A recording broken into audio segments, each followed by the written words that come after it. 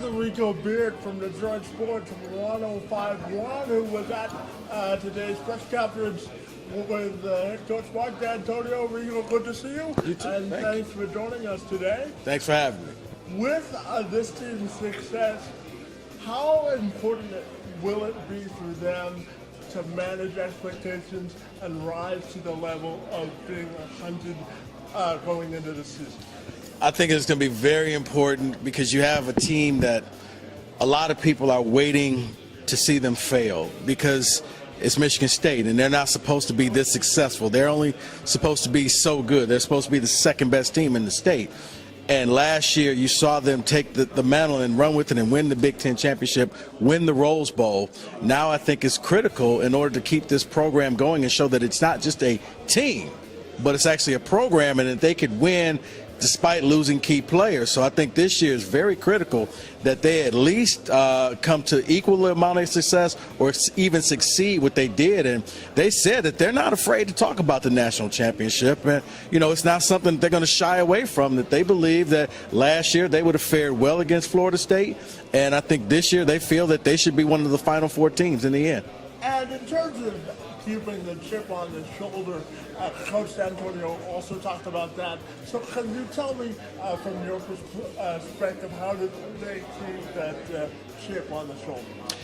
I think they keep the chip on the shoulder because even in the preseason polls, they kind of get disrespected. You know, watching the Big Ten, you would swear up and down Ohio State won the championship game. People talk about them going 24-0. And then, oh yeah, and by the way, Michigan State, they won the Rose Bowl too. Mm-hmm. But Ohio State went 24-0. Yeah. Those types of things keeps that chip on their shoulder, and it keeps them hungry. And also, Mark D'Antonio is a fine tactician when it comes to just motivating the players and letting them know. I mean, hey, you know, these guys didn't recruit you. They didn't think you were good enough. They thought you were too slow, too small. You know, and we knew you could do that. He can manipulate those guys and make them believe whatever. That I think that he will keep them hungry. He will keep them motivated because, like I said, even going like into the Oregon game, I think they're minus 13 points underdogs. Mm-hmm. He's going to use that to his advantage. And I fully expect him to go out to Austin Stadium in Oregon and not only represent well, I actually think they can beat Oregon.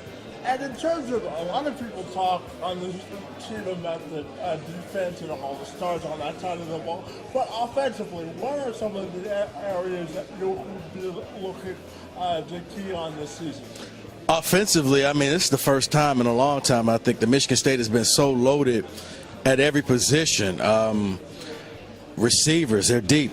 Running back, you got Jeremy Langford coming back. You got a quarterback in Connor Cook. Even the tight ends in Josiah Price and Jamal Lyles. Your offensive line, you lost some key players, but you played 8 people last year, which means that you still have, you know, a good starting 5. I mean, the offense is very deep. They just have to not beat themselves in turnovers and in stupid penalties or any penalties whatsoever. But I think offensively, believe it or not, may be the stronger of the two units. And that's saying a lot. Coming from Michigan State, you think defense. But right now, I think the offense going into the season may be a little stronger. And my final question for you is, what, in your opinion, is the overall outlook for this year's Spartans team?